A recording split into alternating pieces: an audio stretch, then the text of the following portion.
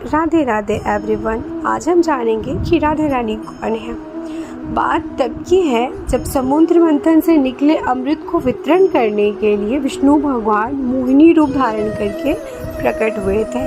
विष्णु भगवान जब मोहिनी रूप धारण करके प्रकट हुए थे तो वो इतने सुंदर थे कि उनको देख करके वहाँ उपस्थित सभी देवता मंत्रमुग्ध हो गए, उन पे मोहित हो गए और सबके मन में ऐसा भाव आया कि ये जो सुंदरी प्रकट हुई हैं ये उनकी गृहिणी के रूप में उन्हें प्राप्त हो। वहाँ उपस्थित सिर्फ सूर्य देवता ही ऐसे देवता थे जिनके अंदर मोहिनी जी को देख करके वात्सल्य का भाव उत्पन्न हुआ। वो मोहिनी जी के रूप में अपने पुत्री को प्राप्त करने की कामना करने लगे। विष्णु भगवान को जब ये पता चला कि सूर्यदेव की ऐसी कामना है तो सूर्यदेव के पास गए और पूछने लगे। सूर्यदेव ने कहा कि आप मुझे वर दीजिए कि आप मुझे इसी रूप में पुत्री बन करके मिलोगे। विष्णु भगवान ने कहा कि अगर आप चाहते हैं कि मैं आपको पुत्री के रूप में मिलूं तो आपको बहुत तपस्या करना पड़ेगा। सूर्य देवता ने कहा कि मैं आज से ही तपस्या करना स्टार्ट कर देता हूँ, आप मुझे बस वर दीजिए कि आप मेरे यहाँ पुत्री बन करके आओगे। विष्णु भगवान ने कहा कि ये जो मोहिनी रूप है इसको देख करके सभी देवता मोहित हो गए हैं। मैं ऐसा रूप धारण करके आपके यहाँ आऊँगा जिसको देख करके मैं स्वयं भी मोहित हो जाऊँ।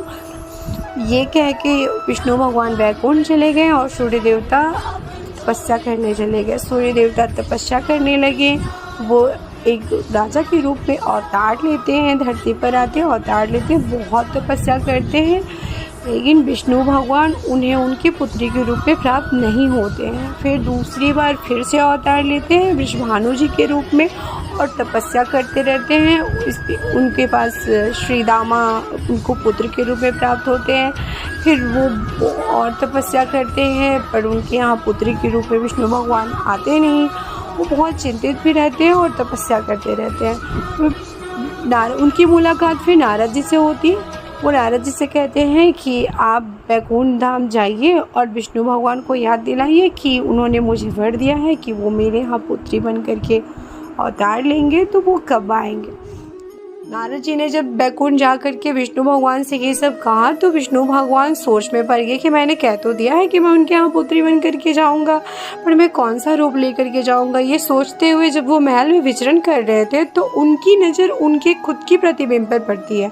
वो अपने प्रतिबिंब को देख करके रुक जाते हैं और अपने प्रतिबिंब को एक रूप देते हैं, उसको सजाते हैं और जैसे ही वो खुद तो श्याम वर्ण के होते हैं, वो जैसे ही उस प्रतिबिंब को गौड़ वर्ण का करते हैं तो वो मोहिनी जी के रूप से भी बहुत सुंदर स्त्री का रूप में आ जाती हैं।